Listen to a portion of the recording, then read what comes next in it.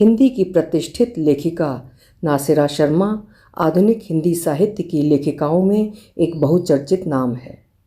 उन्होंने हिंदी साहित्य की सभी विधाओं में साहित्य का सृजन किया है।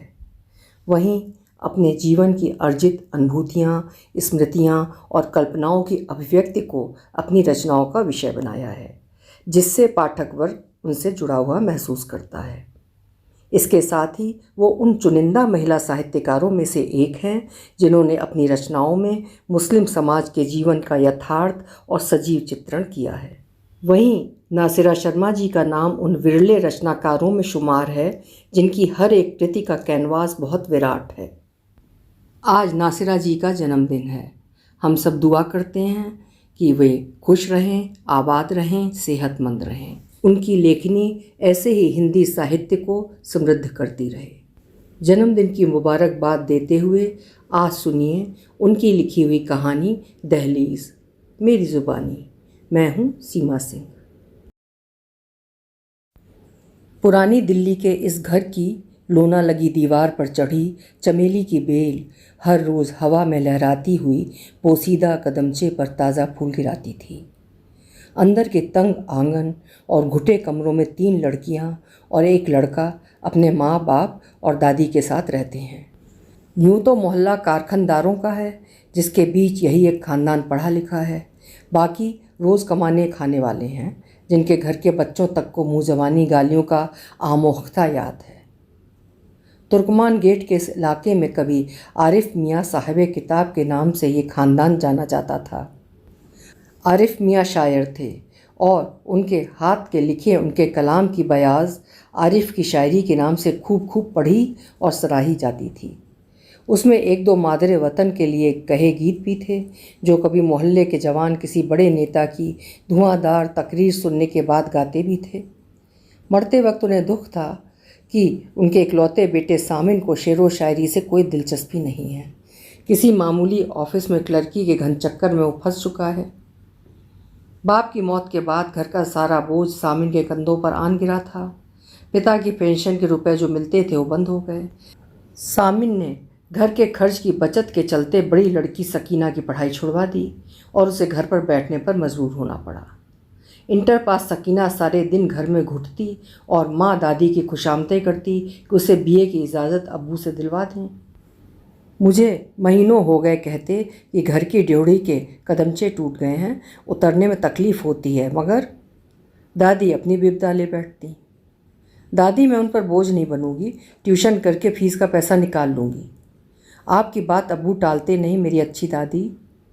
सकीना दादी के गले में बाहें डालकर फुसफुसाती। ये काफ़ी पढ़ चुकी है और कितना पढ़ेगी। जानती हैं दादी, बीए की पढ़ाई के लिए बस में धक्के खाते कितनी दूर जाना पड़ेगा। जूते पर पॉलिश करता जावेद बीच में बोल पड़ा। दादी के दिल में जो थोड़ा बहुत रहम उभरा था वो पोते की बात से गायब हो गया। उन्होंने इस तरह पानदान खोला जैसे कुछ सुना ही ना हो और सरौता उठा छालियाँ काटने लगी। सकीना फिर उनके कंधे पर झुकाई। दादी प्लीज़। अरे बन्नो, बंधी मुट्ठी लाख की, खुली तो राख की। चुपचाप घर में बैठकर माँ का सिलाई में हाथ पटाओ, वरना आरिफ मियाँ की इज्जत पर राह चलते ढेले फेंकेंगे। निगोड़ा मोहल्ला भी कैसा है नदीदों का, जैसे औरत कभी देखी ना हो। सर झुकाकर अपने काम से काम नहीं रखेंगे, पराई औरतों की ताक झांक में लगे रहेंगे। खुदा ने चाहा तो साल 6 महीने में तेरी डोली उठ जाएगी। ये हुई ना बात। असलियत यही है आपा तुम लोगों की। फिर बेकार में मगज पच्ची करने और पैसा खर्च करने से फ़ायदा। जावेद हंसता हुआ जीना चढ़ने लगा और सकीना की आंखें भर आईं। आक्रोश से उसने होठ काटे और बेबसी से दादी को घूरा। सकीना के हाथ पीले करने के अरमान में दादी सारे दिन बहू के हाथों कटी बची कतरनों से पटापटी के गरारे और रजाई के किनारे बनाती गुजार देती, या फिर सफ़ेद बालों में मेहंदी लगा चुपचाप आंखें बंद कर चारपाई पर लेट तस्बीह के दाने घुमाती। कभी कभी उन्हें कोई पुरानी बात याद आ जाती और वो उठ बैठती और बाहर जाकर दरवाजे पर लगी तख्ती देखती। हाय, मौसम ने कैसा बदरंग कर दिया है इस टीन के टुकड़े को। अब तो नाम भी धुंधला गया। कैसा चमकता था आरिफ मियाँ साहब किताब। सच कहा है किसी ने, ये दुनिया फ़ानी है, सब कुछ मिटने वाला है। शाम को जब दोनों छोटी बहनें शाहीन और हुमैरा लौटती तो सकीना उनसे अपनी सहेलियों, टीचरों और उनके अपने किस्से सुनने को बेचैन रहती। शाहीन बहन की बेचैनी से भय खाती थी, क्योंकि 4 महीने बाद यही ज़िंदगी वो भी जीने वाली थी। कामयाबी मिली, कुछ काम बना। दादी पोते का थका चेहरा देख उसके पास जाकर बैठती। नौकरी तो बहुत तेरी है दादी, मगर मुझे अब्बू की तरह नहीं करनी है क्लर्की, मुंह बनाकर जावेद कहता।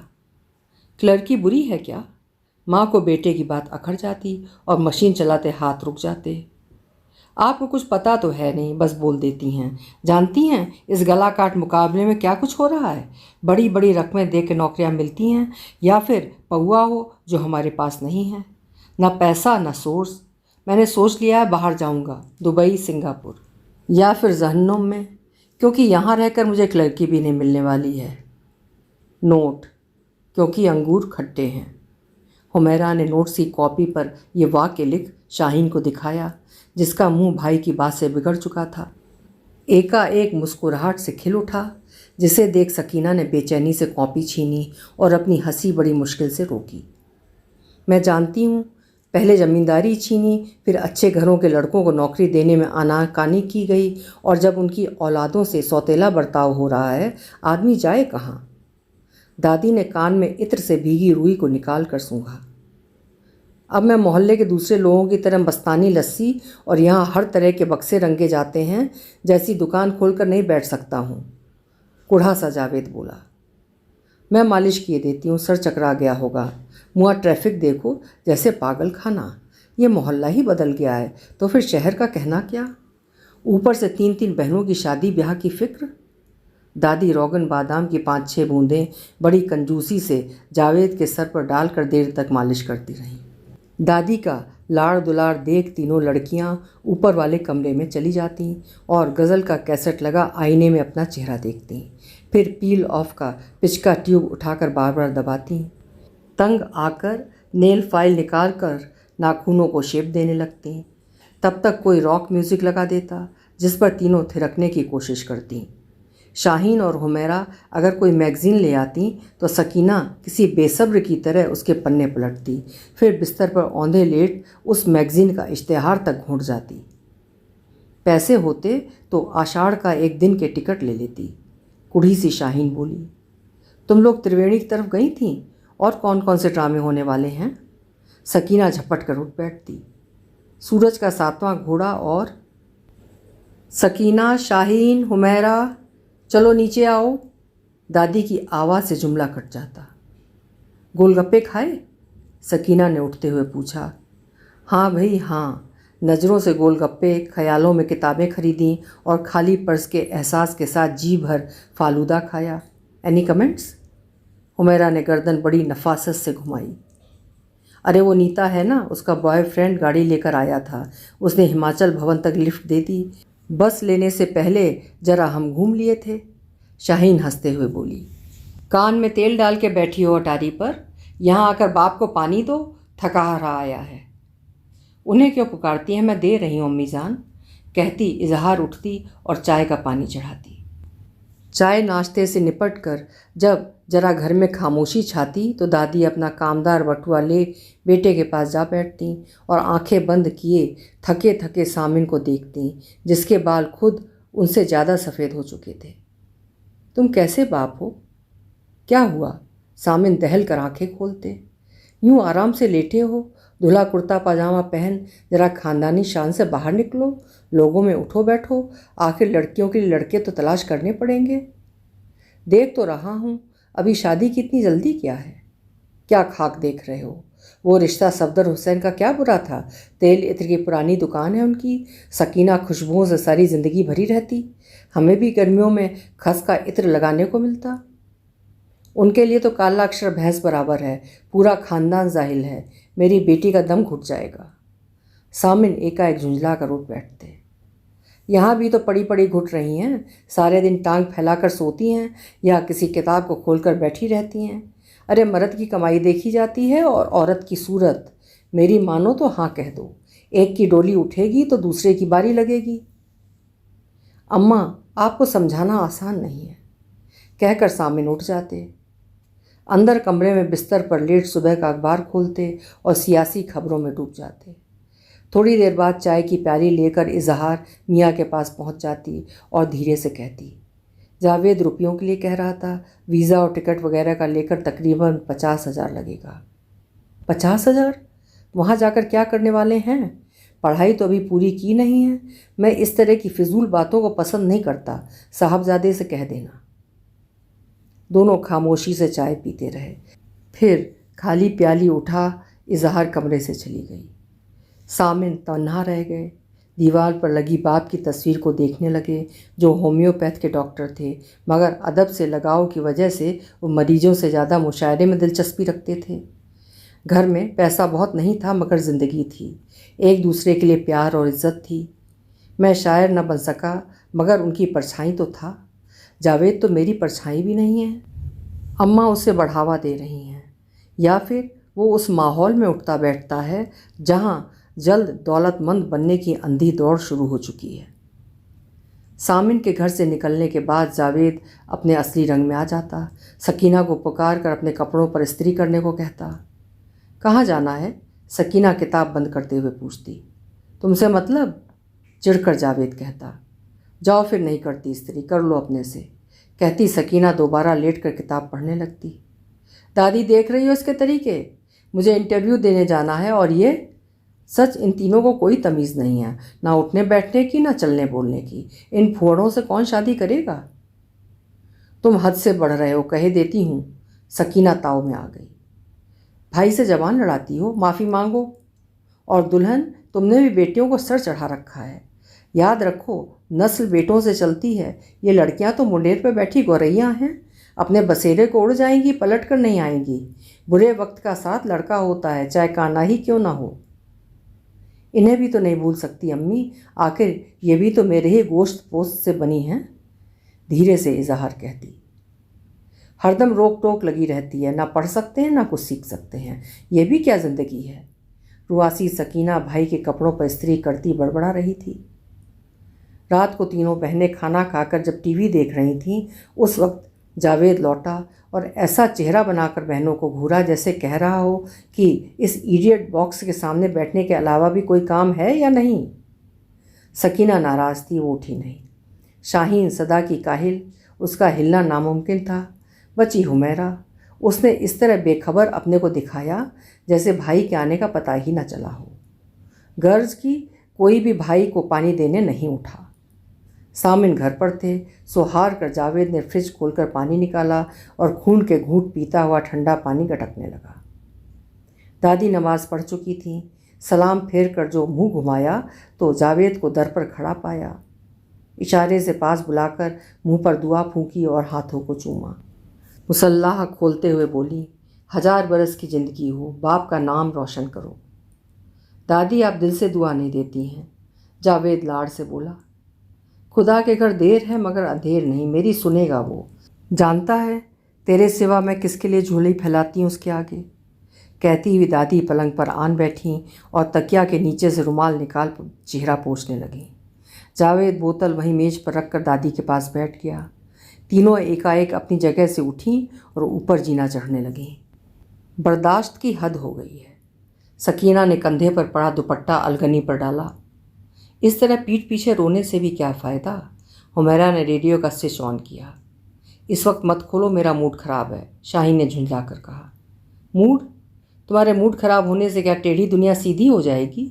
हिम्मत है तो कुछ करके दिखाओ, वरना 3 जनाजे इसी दहलीज से निकलेंगे। तुम सीरियल के डायलॉग्स मत सुनाया करो, समझी? मंजली को गुस्सा आ गया। ये डायलॉग्स नहीं, मेरा ऑब्जर्वेशन है। जानती हूँ तुम इंटर करके घर बैठने वाली हो, 1 साल बाद मेरी बारी होगी। ये बेइंसाफ़ी हम क्यों सहें? आखिर हमारा भी तो कुछ हक है अपने माँ बाप पर। हुमैरा गुलदान के सूखे फूल फेंकती हुई बोली। तुम पगला गई हो क्या हम्मो? सकीना को हंसी आ गई। मैंने सोच लिया है, मैं कल से काम की तलाश में निकलूँगी। ट्यूशन करूँगी, अपनी कमाई खुद करूँगी, वरना क्या? सकीना उसके पास आन खड़ी हुई। अब्बू एक दिन हालात से लड़ते लड़ते टूट जाएंगे। अम्मी भी कब तक सिलाई करेंगी? दादी आज हैं कल नहीं रहेंगी, वो तो टाइम पास कर रही हैं। और भाई का हाल तो सामने है। अच्छा खाना, अच्छा पहनना और ऊपर से जेब खर्च। किसी चीज़ में कमी नहीं, मगर हमारी पढ़ाई बंद कर दी गई। शाहीन ने एक किताब उठा दूसरी किताब पर पटकी। काश हम इस बेइंसाफ़ी के खिलाफ कुछ कर सकते। सकीना ने तीखे लहजे में कहा। मैं तैयार हूँ, हुमैरा ने आंख मारी। और मैं भी, शाहीन ने जोश भरी आवाज़ से कहा।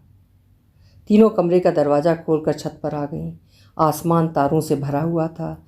नीम का ऊंचा घना दरख्त किसी पर्दे की तरह आड़ किए अपनी शाखाएं हिला रहा था। ये नीम ना होता तो इनका छत पर निकलना मुश्किल होता, और दादी हरदम पहरा देती कि दूसरों के घरों के लोग हमारी छत पर निगाह गाड़े रहते हैं, तुम लोग इधर मत आया करो।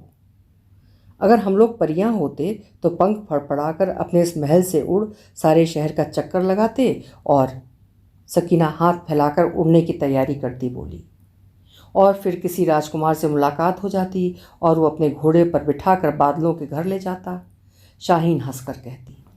फिर वो अपनी इत्र की दुकान से शमामा की एक शीशी देकर कहता, मेरे दिल की मलिका, ये तुम्हारी मोहतरमा दादी जान के लिए। हुमैरा ने घुटनों के बल बैठ सकीना का हाथ अपने हाथ में लिया। बदतमीज़, खिसिया कर सकीना बोली। आपा, मेरी बात मानो, साफ साफ इनकार कर दो, शाहीन ने गंभीरता से कहा। दादी के आगे किसी की नहीं चलने वाली है।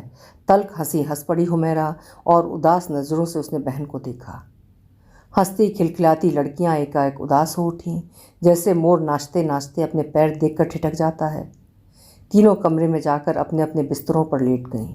एक ने बत्ती बुझाई, दूसरे ने सितार का कैसेट धीमी आवाज़ में लगाया, और तीसरी ने आंखों में जमा आंसुओं को अंधेरे में बड़ी खामोशी के साथ पूछा।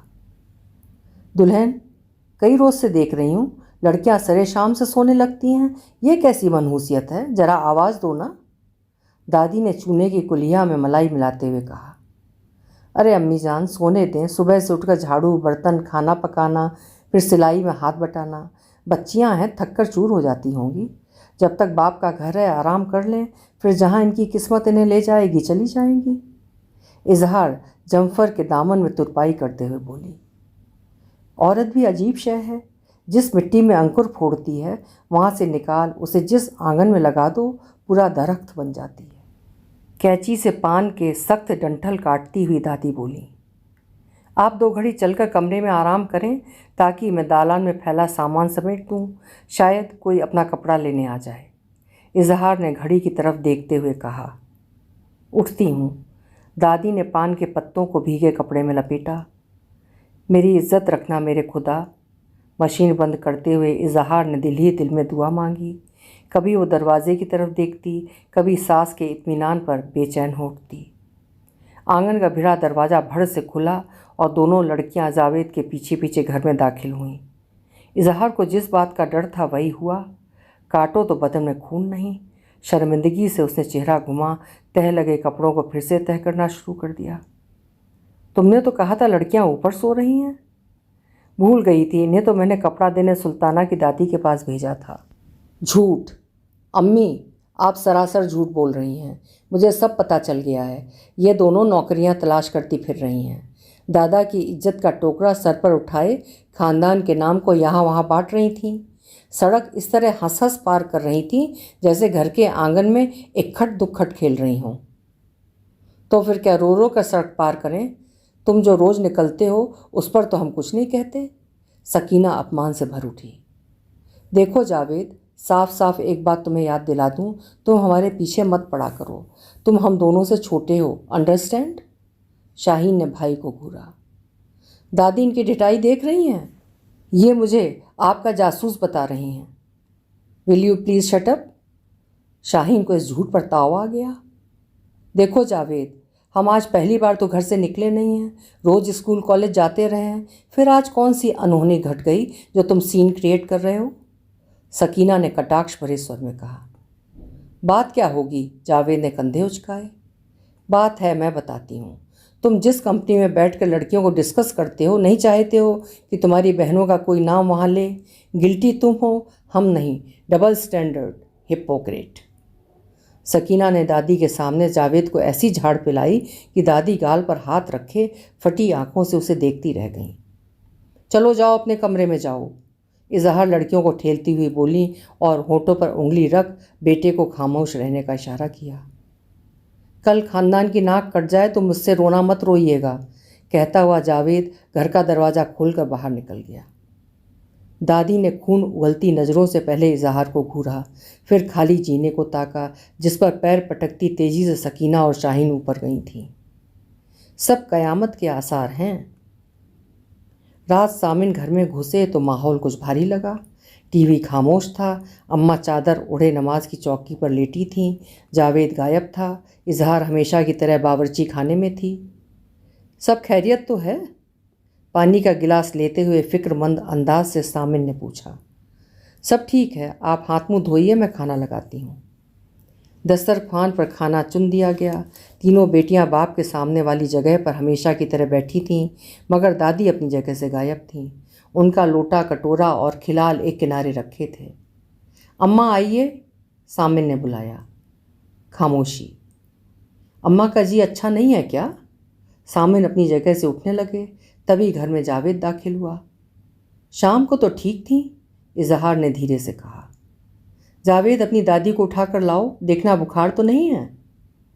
मुझे भूख नहीं है, दादी ने लेटे लेटे कहा।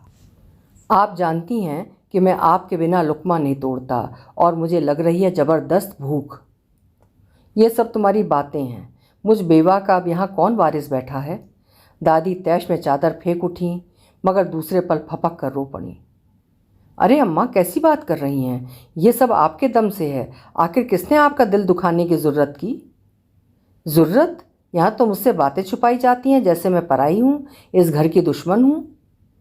आखिर हुआ क्या है? कोई मुझे बताने की जहमत करेगा? सामिन झुंझला कर बोले। एकाएक घर में सन्नाटा छा गया। सबने एक दूसरे को देखा और गहरी सांस भरी। सामिन ने गौर से एक एक के चेहरे पर नज़र डाली, फिर हुमैरा को घूरा।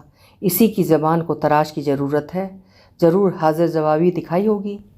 बाप को यूं घूरता हुआ देख हुमैरा ने ना में सिर हिलाया।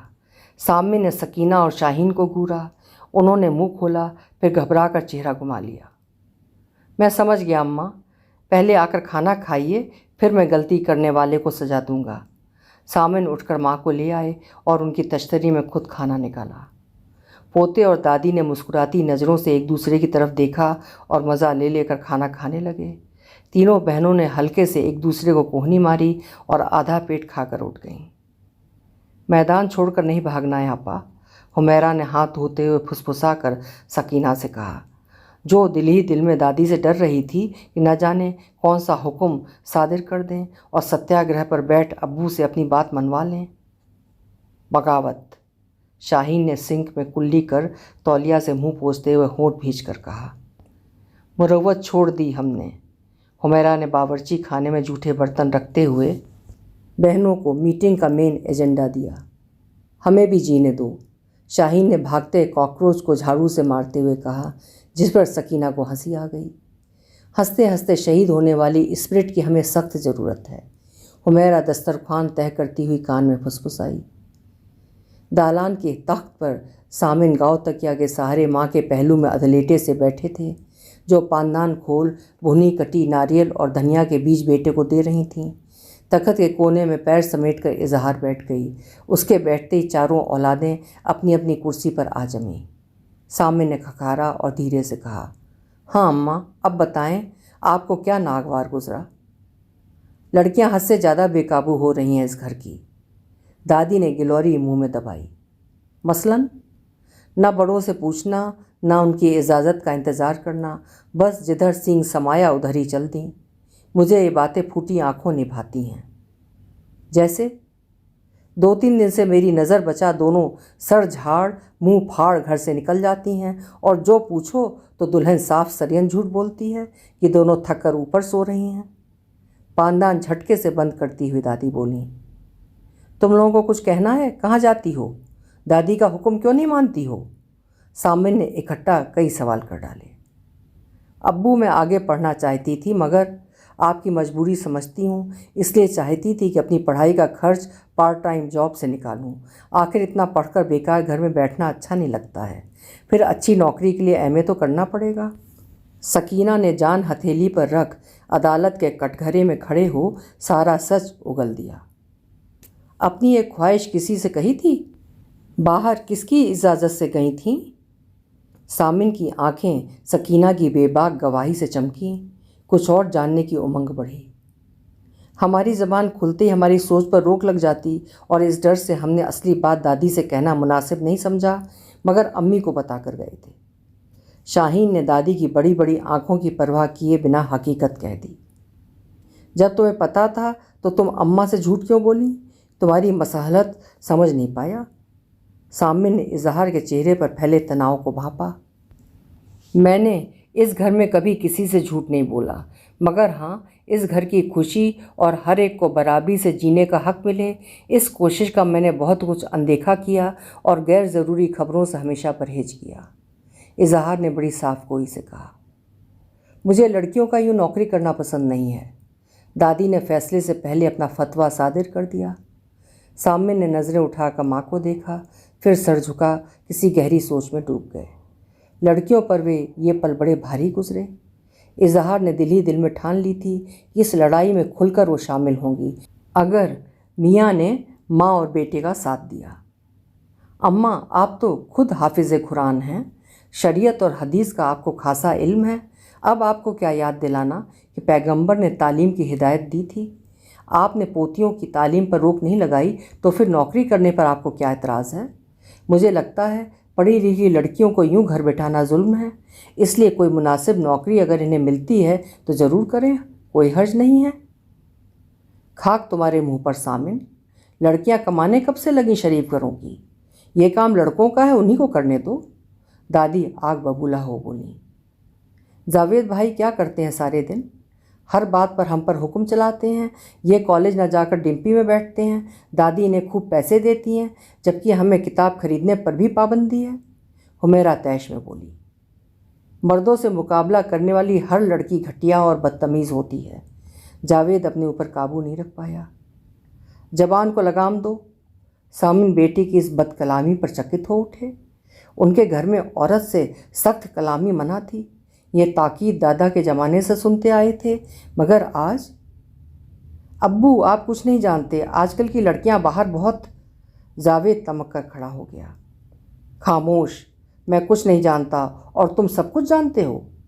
लड़कियों औरतों के साथ दफ्तर में मैं काम करता हूँ और उनकी बदतमीज़ियों और कारगुजारियों के बारे में तुम जानते हो। औरत की इज्जत करना सीखो। खुदा के खौफ से डरो सामिन। पोते को बौछार से बचाने के लिए दादी ने डैना पसारा। अम्मा, मैंने आपके सामने कभी ज़बान नहीं खोली है, मगर आज मैं आपसे बहुत खुलकर कहना चाहता हूँ। आप लड़कियों को जहर देकर मार डालिए या फिर उन्हें इंसान की तरह जीने का हक दीजिए। पढ़े लिखे लड़के हमारी जात बिरादरी में नहीं। आप बाहर शादी करने पर राज़ी नहीं, फिर बदरी जामुनों का सिरका और कच्चे आमों का अचार तो नहीं डाला जा सकता है इन लड़कियों का। कल किसी को पसंद कर लाई और मुंह पर कालिक पोत दी तो मुझे मत कहना कुछ। अव्वल तो लाएंगी नहीं, अगर थोड़ी देर के लिए मान लेता हूँ कि ला भी सकती हैं तो मुझे यकीन है वो इंसान का बच्चा ही लाएंगी। अम्मा, ये आपकी औलादें हैं, गलत कदम क्यों उठाएंगी? इन पर शक करने की मुझे कोई ठोस वजह नज़र नहीं आती। सामिन के इस तरह के बर्ताव से जावेद बाप का तेवर जान गया और उठकर तेजी से बाहर जाने लगा। तभी सामिन ने पुकारा, जावेद, माँ के पैरों के नीचे जन्नत है और बहनें उसी जन्नत का दूसरा नाम है। बहनों की इज्जत करना सीखो बेटे। Oh shit! अंदर ही अंदर तड़पा जावेद और हाथ जोर से झटका, मगर ऊपर से बोला, बहुत बेहतर अब्बू। दादी ने हारी बाजी को जीत में बदलने का फैसला कर अभी खामोश रहना ही मुनासिब समझा और पोते के पीछे पीछे बेडरूम में चली गईं। दादी के उठ जाने के बाद तीनों लड़कियां बाप के पास जाकर बैठ गईं, जैसे कड़ी धूप के लंबे सफ़र के बाद सर पर ठंडी छाया मिली हो। सामिन बेटियों के पास बैठे सोच रहे थे कि अगर जावेद की जगह एक और लड़की हो जाती तो क्या फ़र्क पड़ता। एकदम से ख्याल कौंधा, अगर अम्मा इस मिजाज की ना होती तो आज घर का नक्शा दूसरा होता। तब जावेद भी ऐसा ना होता जैसा है। तब एक की जगह कई लड़के होते तो भी फ़र्क ना पड़ता। सामिन पिछले कई दिनों से गुमसुम हैं। उस दिन उन्हें अपने घर के अंदर एक और घर और अपनी औलादों में से कोई और शख्स बैठा दिखा था।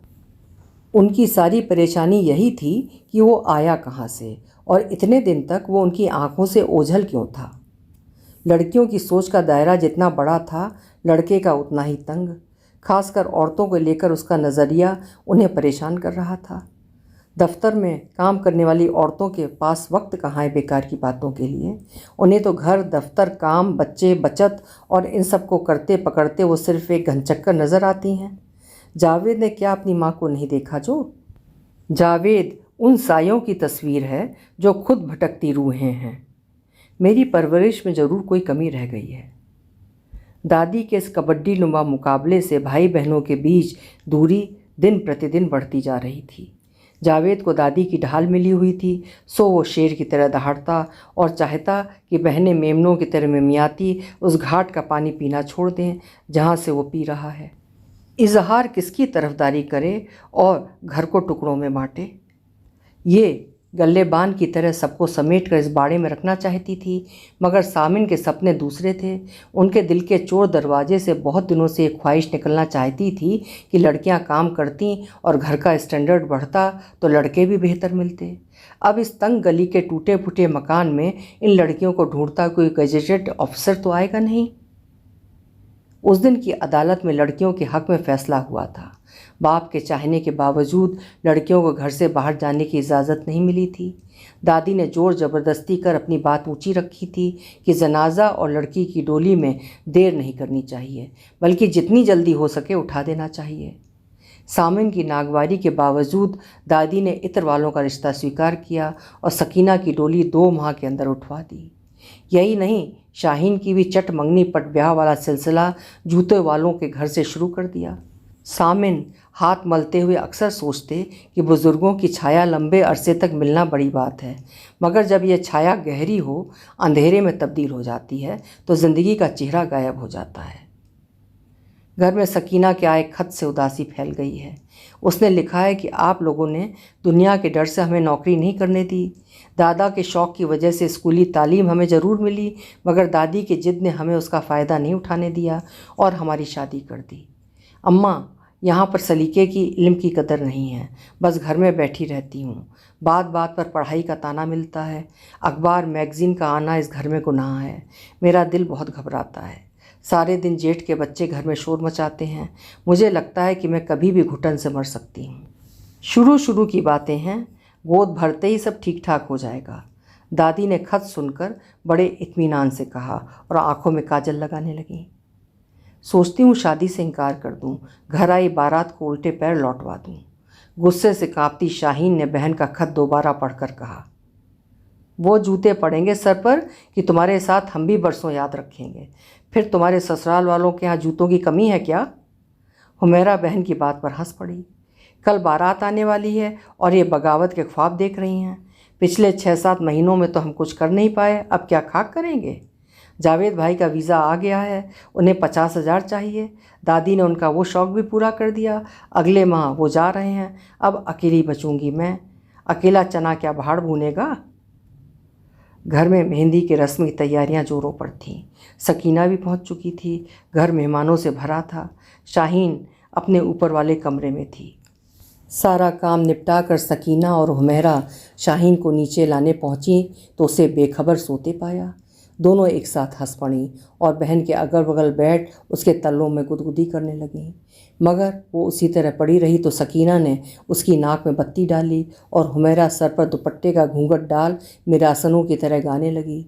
शाहाना चूड़ियाँ लेकर आई हैं ससुराल वालियाँ, दुल्हन बीबी अब उठाओ अखियाँ। इसको क्या हो गया है? सकीना की खौफ से डूबी आवाज़ से घबराकर हुमैरा नाचना भूल बहन के पास दौड़ी आई और नाक के पास हाथ लगाया और सीने पर सर रख धड़कन सुनी और दौड़कर छत पर जाकर चीखने ही वाली थी कि अम्मी ऊपर आओ, देखो शाहीन को क्या हुआ है। तभी उसका हाथ पीछे से पकड़कर सकीना ने उसे अपनी तरफ खींचा और उसे घसीटती सीढ़ियाँ उतर गई। पिसी मेहंदी की परात, गुलाब के लाल हार, मिठाई का थाल, सफ़ेद चांदनी पर बिछी रंगीन कालीन और कल के खाने की तैयारी में कनात के नीचे बैठे बावर्ची और शामियानों पर लटकती झूमरें, सब कुछ एक पल में बेकार लगने लगे। पागल सी इजहार पहले फटी आंखों से बेटी को देखती रही, फिर मुंह पीटने लगी। जावेद पगलाया सा इधर उधर भाग रहा था। दादी पोती की पट्टी पर सर पटकने लगीं। शाहीन की रूह का परिंदा उड़ चुका था। मुर्दा जिस्म को लाल शाहाना जोड़े की जगह सफ़ेद कफन में दफनाने का इंतज़ाम शुरू हो गया था। पुलिस केस ना हो जाए इस भय से सामन बेटी का गम भूल गए थे। रात को शाहीन की खाली जगह पर हाथ फेरती दोनों बहनें कितनी देर रोईं, उन्हें याद नहीं। बस एक ही बात दोनों को याद रह गई थी कि डरपोक काहिल शाहीन ने अकेले मरने का यह फैसला, बगावत का यह अंदाज, आज़ादी का यह चुनाव कब और कैसे कर लिया। जावेद के दुबई जाने के बाद घर में सन्नाटा छा गया। कोई किसी से ज़्यादा बात नहीं करता। मुंह खोलते सब डरते हैं, जानते हैं शिकवे और इल्ज़ाम का ना ख़त्म होने वाला सिलसिला शुरू हो जाएगा। हुमैरा इंटर करने के बाद घर बैठी है। कभी कभी घर से बाहर निकलती है, डॉक्टर सहगल की क्लिनिक तक, जहाँ से दादी की दवा लानी पड़ती है। तुम्हारी दादी को मैं ठीक कर रही हूँ, मगर दिन ब दिन तुम्हारी सेहत को क्या होता जा रहा है? डॉक्टर सहगल ने उसके उदास चेहरे को देखकर पूछा। हुमैरा क्या बताती, हंसकर चुप हो गई। घर की माली हालत पर झाड़ू फिर गई थी। एक बहन मर गई थी, दूसरी जिंदा रहकर भी मरी हुई थी। बाप थके थके दफ्तर जाते, थके थके लौट आते। अम्मा ने सिलाई की मशीन पर बैठना छोड़ दिया था। आंसू पोंछने से उन्हें फुर्सत मिलती तो बुत बन सीढ़ियों पर घंटों बैठी रहती। भाई का खत आया है, उसे पढ़कर वो कुछ नहीं बोली थी। उसने लिखा था कि मेरा दिल यहाँ जरा भी नहीं लग रहा है, मगर 2 वर्ष से पहले निकलना नामुमकिन है। अकेले कमरे में हुमैरा का दिल बहुत घबराता। कभी शाहीन की किताबें उलटती पलटती, कभी सकीना का बकस खोलती, फिर एल्बम उठा तस्वीरें देखने लगती। एकाएक उसके दिल में बगावत उठती, मेरी इस तन्हाई के जिम्मेदार कौन है? फिर दूसरे पल अपनी बेचारगी पर रोना आता कि सब कुछ होने के बावजूद वो कुछ नहीं कर पा रही है। क्या बात है, इतनी रात गुजर गई, तुम सोई नहीं अभी? इजहार कमरे में दाखिल होते हुए बोली। अम्मी, आप जाग रही हैं अभी तक? टूटी हुमैरा माँ से लिपट गई। एक एक करके सब चली गईं। इजहार ने बेटियों की तस्वीर देखते हुए हुमैरा की पीठ पर थपकी दी। अम्मी, या तो आप हमें पढ़ाती ना, या फिर यूं कैद में न रखती। हम कहीं के नहीं रहे, ना आप और दादी की तरह जी सके, ना अपनी सांस ले सके। इस कैद खाने की सलाखें मेरा दम घोटती हैं। दिल चाहता है सारी जंजीरें तोड़ इतनी दूर तक भागती जाऊं कि लौटना याद न रहे। घर की दहलीज पार करना और बाहर की दुनिया में कदम रखना आसान काम नहीं है। घर के अंदर की घुटन जानी पहचानी होती है, मगर बाहर का परायापन एकदम अजनबी। मुझे यकीन है तुम पराई दुनिया को भी अपनी बना लोगी। अब इस घर में तुम्हें कोई नहीं रोकेगा। इजहार ने बेटी को समझाते हुए कहा और उसके माथे से बिखरे बाल हटा उसका चेहरा चूमा। हुमैरा को लगा वो तैरते तैरते किनारे पहुंच गई है। अब उसे अपने अंदर के भय को तोड़ना होगा, जो हरदम पीछा करता रहता है कि दादी बुरा मान जाएंगी, और दादी को बाहर की दुनिया का डर खाए जाता है। दादी की दुनिया क्या है? उनका अतीत जो अब मर चुका है। दादी आगे नहीं, हमेशा पीछे देखती हैं। उन्हें इस बात का बिल्कुल एहसास नहीं है कि वक्त का पहिया किस तेज़ी से उन्हें पीछे छोड़ता आगे बढ़ रहा है। उनका अतीत कभी भी मेरा वर्तमान नहीं बन सकता। चलो, तुमने देर से ही सही फैसला सही लिया है। मर्दों के साथ काम करना मुझे बुरा नहीं लगता है, मगर मैं औरतों के साथ ज़्यादा कंफर्टेबल महसूस करती हूँ। शायद इसका कारण पुराना अनुभव हो। बहरहाल मैं खुश हूँ, डॉक्टर सहगल ने हुमैरा से कहा। ताज़ी हवा, रोशनी से भरा दिन, कुछ करने का उत्साह, कुछ सीखने का संतोष। हुमैरा को डॉक्टर सहगल की क्लिनिक में रिसेप्शनिस्ट की कुर्सी पर बैठकर महसूस हो रहा था। बस मूड उसका तब खराब होता जब कोई मरीज़ निजी सवाल पूछता, दिल फेंक किस्म के लोग बार बार फ़ोन करते, या फिर कोई रास्ते में लव लेटर देने की हिमाकत कर बैठता। कंपाउंडर इस ताक में रहता कि अपना काम हुमैरा से करवाए। हुमैरा भी कम चालाक नहीं थी। डॉक्टर सहगल के सामने जाकर वो काम पूरा होने की इत्तला देती। एक दिन डॉक्टर ने उसे कुछ परेशान देखकर कहा था, छोटी छोटी परेशानियों में मत उलझा करो, आगे बहुत लड़ाई है। मैंने जब दवाखाना खोला था तो एक बिजनेसमैन ने मरीज देखने के बहाने घर बुलाया था। गई तो वहाँ कोई नहीं था। सब कुछ समझ गई। अपनी समझदारी से उस मुसीबत से निकल तो आई थी, मगर उस घटना ने मुझे कई तरह की सीख दी थी। हंस पड़ी डॉक्टर सहगल। वो भी मुस्कुरा दी। उस दिन जीन्स पहनकर जब वो तंग गली से गुजरी थी तो गाने और सीटी की आवाज़ कान से टकराई, मगर वो तो बाहर की दुनिया को भी समझ चुकी थी। सो लापरवाही के साथ उसने रास्ता पार किया और चौड़ी सड़क पर आ गई, जहाँ पर उसी की तरह कपड़े पहने लड़कियाँ आ जा रही थीं। सुबह की डाक से बहन का खत आया। उसने लिखा था, हम्मो, दिल चाहता है कपड़े फाड़ कर जंगल की तरफ भाग जाऊं, फिर लगता है पागल बन जाऊं। कम से कम पागल खाने में अपनी तरह बोलने, चलने, हंसने और रोने की आज़ादी तो होगी। मैं घर भी नहीं आना चाहती हूँ। डरती हूँ कि फिर लौटकर ससुराल नहीं आ पाऊँगी और बेकारी अब्बू के कंधों पर बोझ बनकर लटक जाऊँगी। हुमैरा खत तय करके लिफाफे में रखती हुई सोचती कि हम सब अपने हालात से किस कदर भयभीत हैं। दूसरों की इच्छा, दूसरों के अरमान, दूसरों की कुंठा से दबे दबे एक बनावटी ज़िंदगी जीते हैं और जब थककर फूटते हैं तो गलत रास्ता अपना लेते हैं। इसमें दोष किसका है? क्या लिखा है सकीना ने? इजहार ने तवे पर रोटी डालते हुए पूछा। हुमैरा कुछ बोली नहीं। माँ की तरफ खत बढ़ाकर सोचने लगी। सही दिशा में बिना खौफ के कदम उठाना होता तो बहुत कठिन है, मगर जीवन भर की झंझट से मुक्ति मिल जाती है। अब मुझे दूसरों के दुख सुनने, उसे दूर करने में सुख मिलता है। अपने को जानना कितना ज़रूरी होता है। अपने प्रति भी थोड़ा सा कर्तव्य निभाना होता है, क्योंकि वो भी तो एक सच्चाई है और ये सच मुझे सकीना को समझाना होगा। दादी दोपहर को पानदान खोल जब बैठती तो अक्सर रजाई में तागा डालने वालियाँ, अनाज पछोड़ने वालियाँ मजदूर औरतें सर दर्द की गोलियाँ मांगने आ जाती। दादी उन्हें छोटी मोटी बीमारियों के बारे में बताते हुए कहती, अब तो हुमैरा आधी डॉक्टरनी हो गई है, जब चाहो आकर दिखा जाना। फिर ज़ोर से हंसकर कहती, आखिर पोती किसकी है? आरिफ मियाँ साहिबे किताब की। उनकी ये बातें भला जाहिल मजदूर औरतें क्या समझती? वो दवा लेकर चलती बनती। दादी का इस सिलसिला तब से शुरू हुआ है जब से वो सीधा कदमचे तुड़वाकर फिर से बनवाए गए थे और दहलीज की चौखट की सड़ी लकड़ी की जगह नई लकड़ी लगी थी। लड़की कमाने भी लगी है। पक्की उम्र की दुल्हनों के चेहरे पर नूर नहीं उतरता। मेरी मानो तो बस बहुत हो गया नौकरी का शौक, अब उठाकर हाथ पीले कर दो। दादी रात को दस्तरख्वान पर बैठ अक्सर बेटे बहू से कहती। दोनों खामोश रहते, जैसे एक चुप्पी में हजार बला टाल रहे हों। दादी की हालत देख हुमैरा दिल ही दिल में कहकहे लगाकर कहती, कैद और आज़ादी के बीच अक्लमंद आज़ादी को चुनेगा दादी जान। आपकी फेंकी कमंद से दूर मुझे वहाँ तक जाना है जहाँ आसमान और ज़मीन मिलते हैं। अभी आप सुन रहे थे नासिरा शर्मा जी की लिखी हुई कहानी दहलीज। उम्मीद करती हूँ कहानी आपको ज़रूर पसंद आई होगी। कल मिलेंगे उनकी दूसरी कहानी के साथ। आपका समय शुभ हो।